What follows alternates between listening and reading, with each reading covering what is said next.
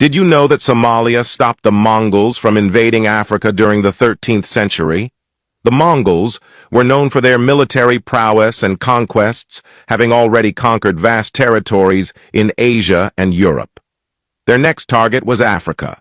When the Mongols eventually turned their attention to Africa the second time, they were confronted by Somali warriors who knew how to fight. The Mongols were unable to make any significant gains in the region, and their campaign was ultimately a failure. The role that Somalia played in stopping the Mongols from invading Africa cannot be overstated. The strategic location of the Horn of Africa and the strength of the Somali people played a crucial role in preventing the Mongols from expanding their empire even further. Somalia, a nation with a rich history and a spirit of resilience, faced the challenges of colonialism with remarkable courage.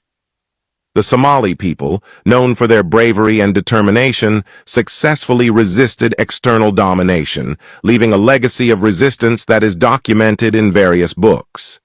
Today, Somalia continues to be an important player in the region, working to promote stability and security while also promoting economic development and cultural exchange.